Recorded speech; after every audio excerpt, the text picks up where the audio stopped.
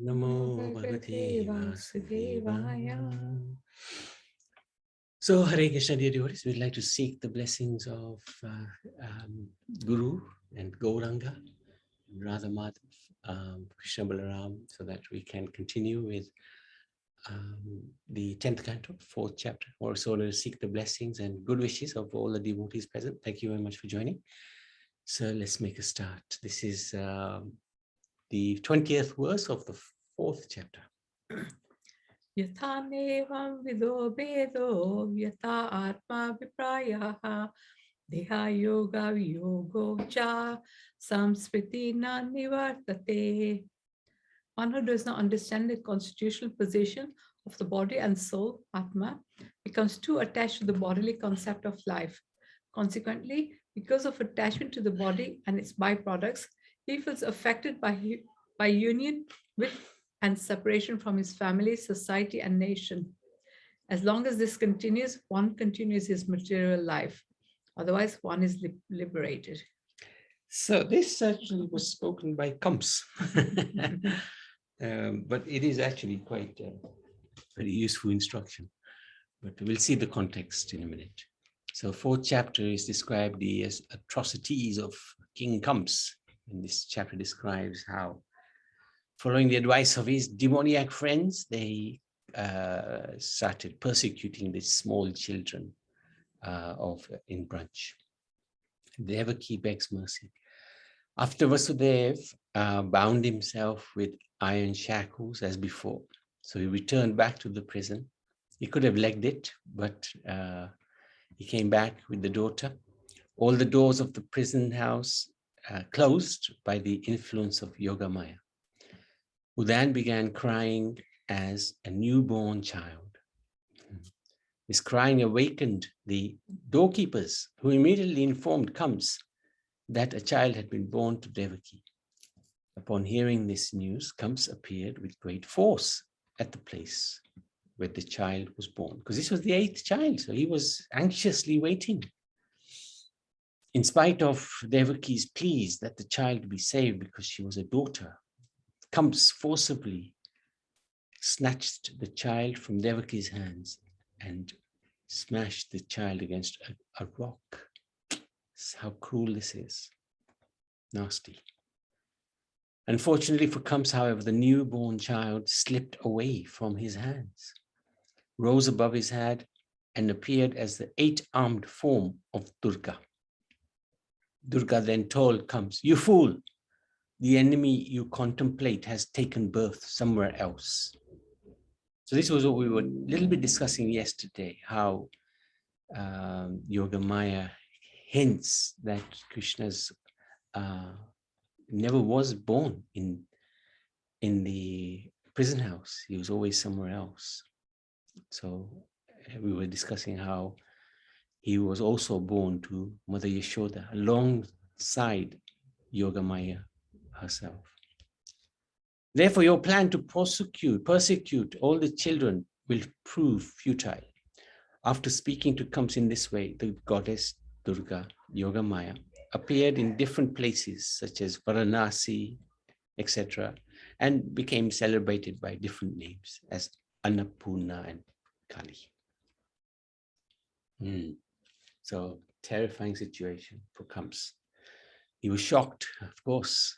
What's going on here? This baby is suddenly turned into a woman who's giving me a telling off. He's got 8 hands.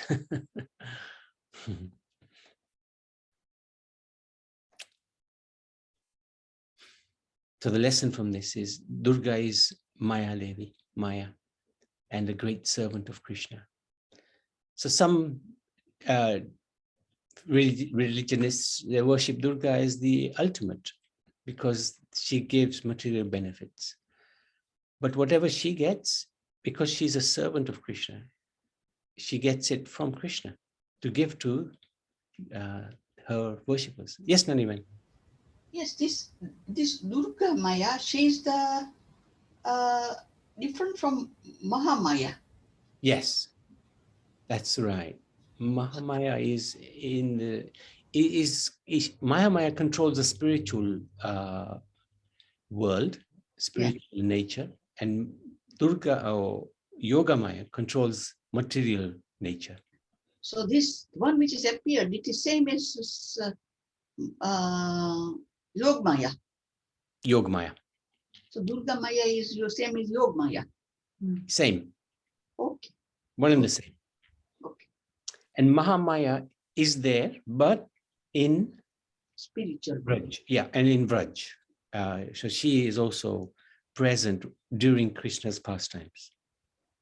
But when Krishna leaves, Mahamaya goes with him back to the spiritual kingdom. She doesn't hang around. Yogamaya is always here. She's the prison housekeeper. It's Yogamaya and Durga Maya is the same. I was very confused. Yeah, same. One and the same person. Okay. Hare Krishna. Thank you so much. Hare Krishna. Kamsa begs forgiveness. According to the prophecy, the eighth child of Devaki would kill Kamsa, and therefore when Kamsa saw the eighth child was a female and heard that his so-called enemy had taken birth elsewhere, he was struck with wonder. He decided to release Devaki and Vasudeva, and he admitted before them the wrongness of his atrocities. Falling at the feet of Devaki and Vasudeva, he begged their pardon, and he spoke the following philosophy so that they should not be unhappy for his having killed so many of their children. So this is incredible. This is Kamsa.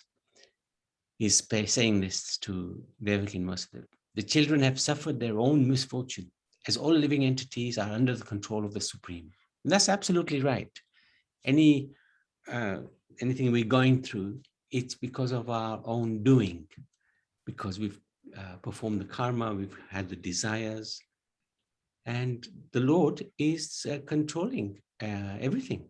So he sanctions whatever's happening to us. So if we are thinking, hey, this shouldn't be happening to us, well, it's been sanctioned by the Lord. So accept it and move on. The bodies of all conditioned living entities are annihilated. So Kamsa said they were going to die anyway. But the living entities are unchanging and never annihilated. So he's talking about the eternity of the soul. He's spot on. One who does not understand the constitutional position of the body and soul, Atma, becomes too attached to the bodily concept of life. As long as this continues, one continues his material life. So again, very, very appropriate advice. And that's the verse that number 20 that we were reciting. Everyone suffers and enjoys the results of his own work under the control of providence. Pretty accurate. In the bodily concept of life, one remains in darkness without self-realization. And consequently, he suffers the reactions of happiness and distress.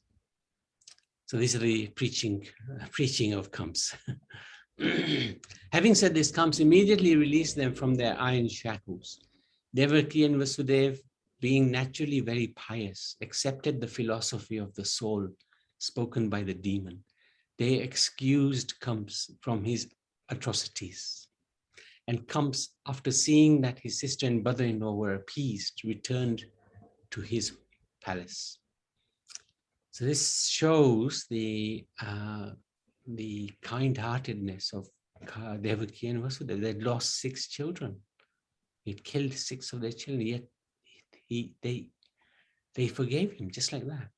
Often we do hear situations like that, even in this crazy world, that somebody's son or daughter has been killed, and the mother or the father, they will say, I actually forgive them. And that's really big-hearted. That's very rare, of course, because even if somebody says something nasty to us, we'll remember it for the rest of our life. There are instances where even great sages have remembered incidences from their past kalpa or last life, few lives ago, and wanting to see revenge. So this is a fantastic example, really, of greatness. However, after the night passed, Kamsa called for his ministers and he informed them of all that happened. The ministers, who were all demons, advised Kamsa that because his enemy had already taken birth somewhere else, all the children born within the last 10 days in the villages within Kamsa's kingdom should be killed. So this is the company we keep influences our consciousness. Although the demigods are always feared Kamsa, they should not be treated leniently since they were enemies. Kamsa should try his best to uproot their existence. So this is their advice, the advice of the demon friends of ministers of Kamsa. The demoniac ministers further advise that Kamsa and the demons continue their enmity towards Vishnu, because Vishnu is the original person amongst all the demigods. The Brahmins, the cows, the Vedas, austerities, truthfulness, control of the senses and mind, faithfulness and mercy are among the different parts of the body of Vishnu, who is the origin of all demigods, including Brahma and Shiva. Therefore, the ministers advised the demigods, the saintly persons, the cows, and the Brahmanas should be systematically persecuted. Yeah, incredible. So that's the end of chapter 4, I think. This is the advisors to Kamsa, nasty bunch of devotees, people rather.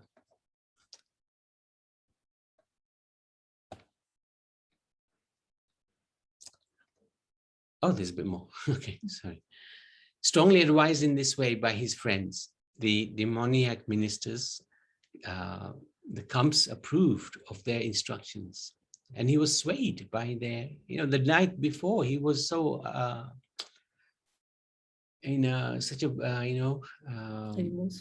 remorseful mood, but suddenly it all changes, and considered it beneficial to be envious of the Brahmins. Following the orders of Kamsa, therefore, the demons began committing atrocities all over Brajabhumi. Any questions, any comments from chapter 4?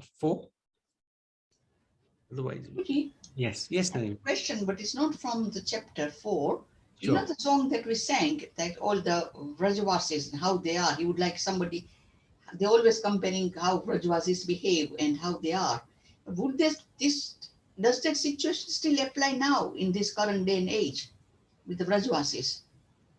The behavior of the Brajbasis? Yes. And their attitude towards Krishna and everything. Oh, yeah. They still have the same mood. Krishna is theirs. And little Lala. And Yes. their mood remains, because these are eternal devotees of the Lord. Yeah, it remains.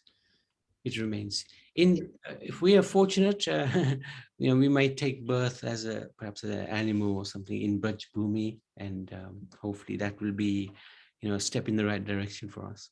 But the residents of Braj, most of them are pure devotees, and they already are liberated souls. Really? They come and do some final bits of, finish off final bits of their karma or whatever, and they go back to the spiritual world. But their mood is very much, Krishna is ours, and we pray to Durga Mata to protect him, or Vishnu to protect him. Their mood doesn't change. Hare Krishna Prabhu. Yes. In Vrindavan, in Vrindavan, when we go, no one will say Hare Krishna. Everyone will say Radhe Radhe. Yeah, that's when we think of this, it gives us very, very happiness. Yes. We want to go Vrindavan and get settled there. Yeah. But situation is not so good. Haribol Prabhu. Yeah, but wherever you are, Vrindavan is there. That's it. That's true, which you said. Yeah. Because you're a devotee, and wherever a devotee is, Vrindavan is there. Yeah. We're very lucky, actually, because we can be far away in terms of time and space. Yeah. But be there as well. As long as we got that mood of bhakti, Yeah. Most of the people are not taking advantage of these opportunities, Yeah. I went to Vrindavan. We're going to have to verify your passport. Yeah, we have to. We've been to London as well. You know, his passport probably says he's been to Vrindavan and London and everywhere else. Innocent Rian. I know we take the mickey out of him, but He doesn't need a passport to go to Vrindavan. He's Indian born. no, he needs a passport, believe me. Yes, we will need. Yes. Very good. It was nice. I saw Krishna's feet in Krishna's house, Damodar Leela. Okay, good. Very good boy. You got such fantastic, what was it, enthusiasm for Krishna. So well done, Rianch. Very, very good. Very good. Okay. I'm planning to prepare. I'm planning to prepare to go to Dwarka. Dwarka. Okay. Yeah, let us know. We'll join you.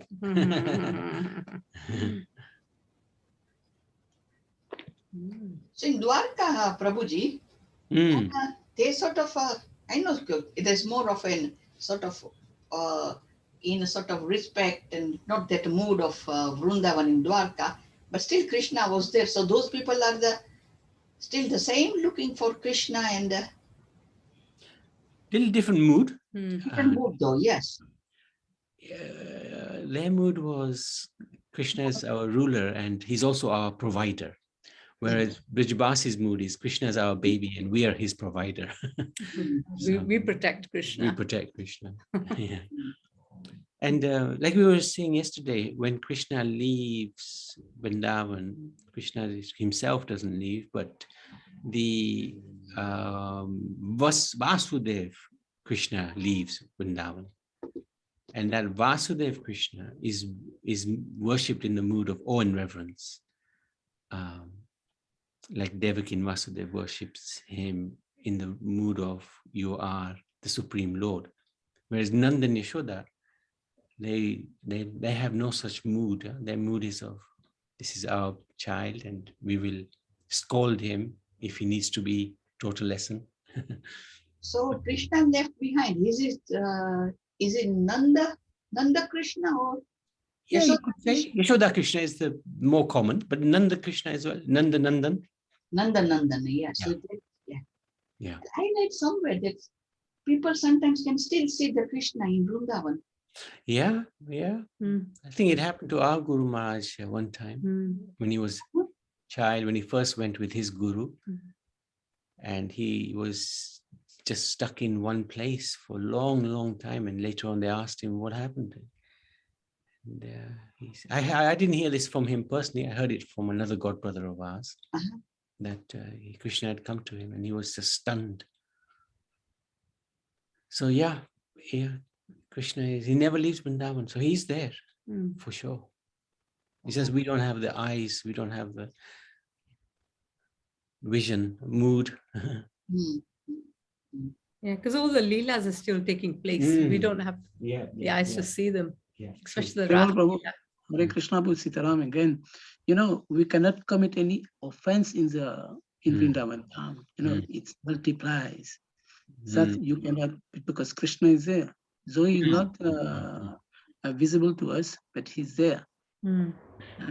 This is when we were in Vrindavan. I don't remember what year was there. But some, I think, some devotees, senior devotees spoke to us in a class. So that gets stuck in my mind. Right.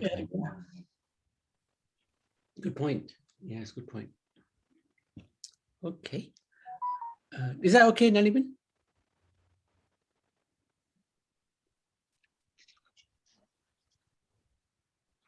Does that answer your question, Naliban? Or have we lost? Can you hear us? No. Where are we? Can devotees hear us? Yes, Prabhu. Okay. Yes, we can. Okay. So one of the other things about Krishna's mood in Dwarka is that he feels sometimes that everybody wants a part of him. You know, the queens want a part of him, the subjects want a part of him, the ministers want a part of him, the Brahmins want a part of him.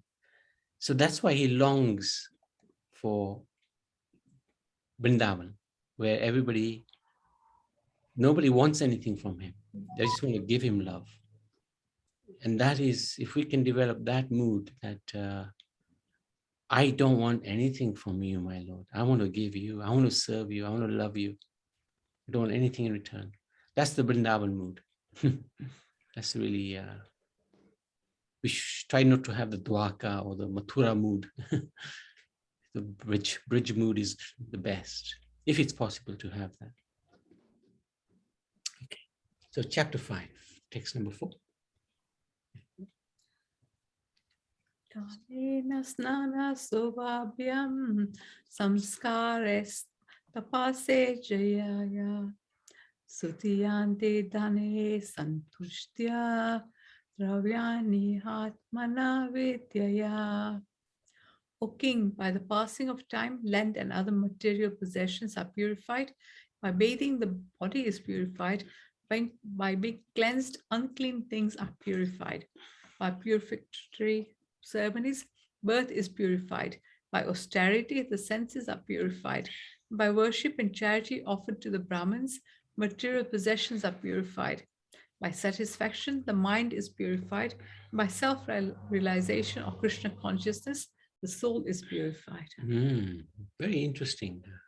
Different levels of purification. Body is cleansed by bathing. Birth is purified by samskars, the different yagya that we do. The wealth is purified by charity. Mind is purified by being happy, satisfied. And only Krishna consciousness satisfies the soul, purifies the soul. So this chapter entitled The Meeting of Nanda and Vasudeva. Nanda very gorgeously performed the ceremony for his newborn child. Then he went to Kamsa to pay taxes due and met his friend Vasudeva. So this is a summary of what happened. Nanda Maharaj was naturally magnanimous. So this is a Nanda Utsav, the day after Janamastami, when Lord Krishna appeared as his son. He was overwhelmed by jubilation. Therefore, after bathing and purifying himself and dressing himself properly, Nanda did the following. So he hadn't had a child for a very long time. So this was really a very happy occasion for not just Nanda Maharaj, but everybody in Vrindavan, in Bhajdam. He invited Brahmins who knew how to recite the Vedic mantras. They recited auspicious Vedic hymns, which purified the environment by their vibration. He arranged to have the Vedic birth ceremony celebrated for his newborn child, according to the rules and regulation. He also arranged for worship of the devatas and forefathers. So that's interesting. Sometimes we say we don't worship the demigods, but actually there should be some respect given to the demigods and the forefathers. He gave 2 million cows, completely decorated with cloth and jewels, to the Brahmins. This is really inconceivable. 2 million cows. That's a lot of gomatas. He also gave 7 hills of grains covered with jewels and cloth decorated with golden embroidery. So this is a little idea of the celebration on Nanda Utsav. And often Janamastami. Sorry? Prabhupada was also born on Nanda Utsav. Yes, good, very good. Oh, I've got here 200,000 cows. Well, actually, it was 2 million. So, I think. I also thought 2 million cows. Yeah, I think so. Just forgot a zero. So, always be the lesson from this. Always be generous with your words, deeds, and money, especially on special occasions. So very nice lesson to learn from that. So the residents of Vrindavan, they worship Krishna. There was great jubilation all over Vrindavan due to Krishna's birth. Everyone was overwhelmed with joy. The cowherd men dressed really opulently and brought presents for the baby. So Nandutsav is actually celebrated more than Janmashtami because that's the first day of Krishna giving darshan.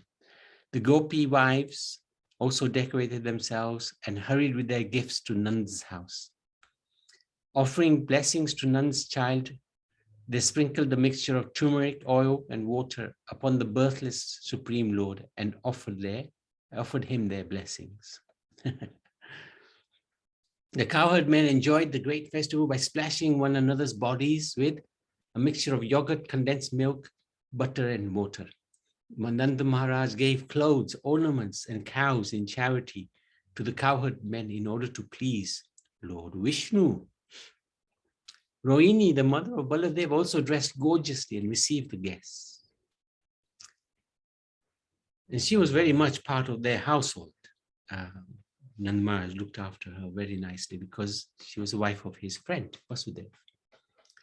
After the festival, Nanda Maharaj put the cowherd men in charge of protecting Gokul, and he went to Mathura to pay tax to Kamsa. And there he met Vasudev. Nanda and Vasudev were also stepbrothers. Vasudev's father, Surasen, married a Vaishya girl, and from that Vaishya girl, Nanda Maharaj was born. So they're related to each other, to the father. Vasudev praised Nanda Maharaj's good fortune because he knew that Krishna had accepted Nanda Maharaj as his father. But he didn't disclose anything to Nanda Maharaj. He knew that would be dangerous to do. So, but within his heart, he knew who Krishna was. And he was thinking, and he was telling Nanda Maharaj, you're so fortunate. Vasudev was very pleased for Nanda to have a divine child. He inquired from Nanda about the welfare of the animals and also of Baladev, because Baladev is his son as well, who being raised by Nanda and his wife, Yashoda Devi, considering them as his mother and father. Nanda Maharaj informed... Actually, Baladev is the son of Rohini Mata. Yeah, and Vasudev. That's Yes. right.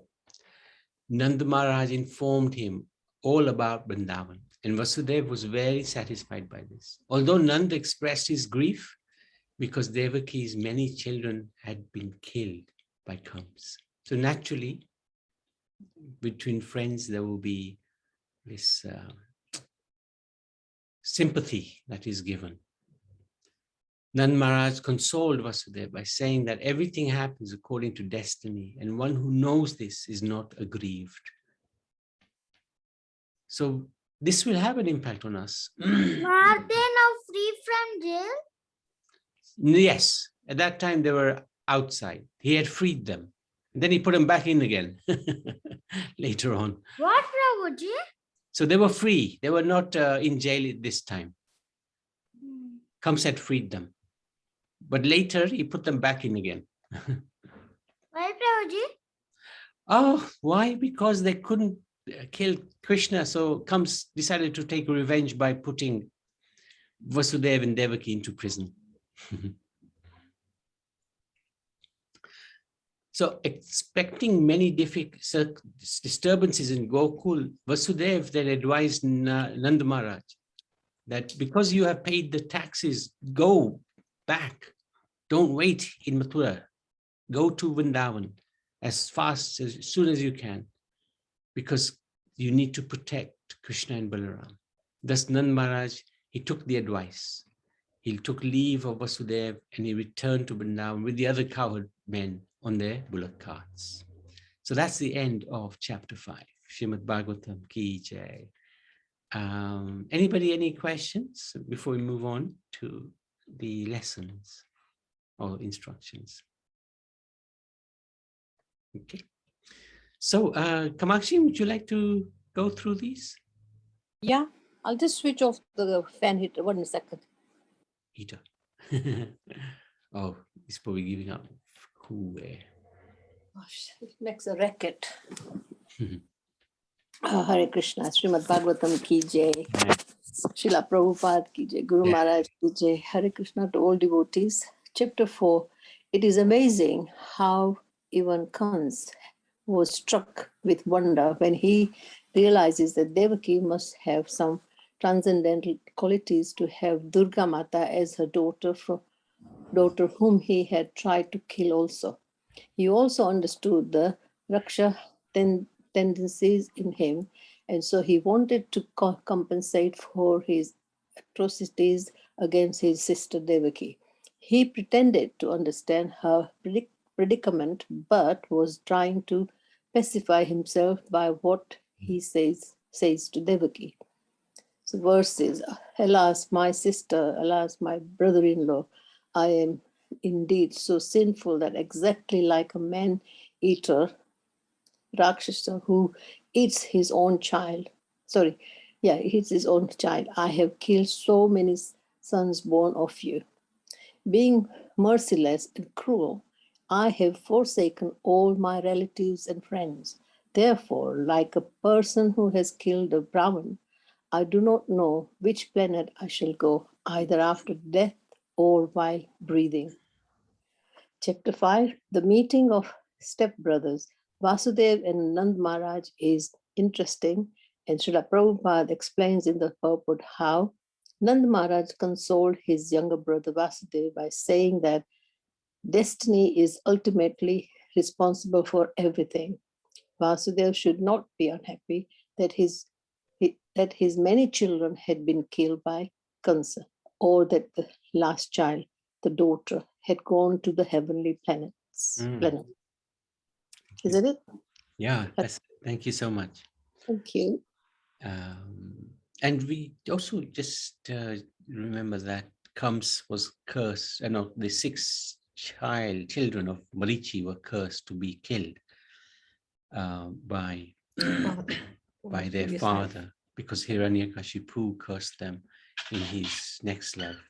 Initially, they were cursed because they laughed at Brahma when he became attracted to his daughter. And then later on, when they were the children of the grandchildren of Hiranyakashipu, they were cursed by Hiranyakashipu to be killed by their own father in their next life. So Kams was previously the son of Hiranyakashipu, Kalameni, I think so. Yeah. So that's the destiny point that Nand Maharaj mentions to Vasudev.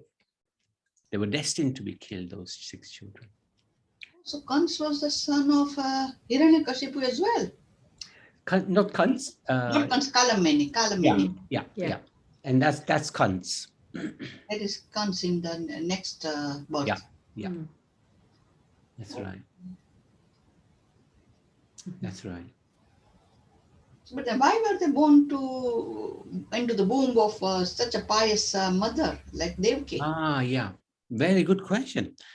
Actually, they represent the 6 vices, anarthas, lust, anger, greed, pride, attachment, and envy.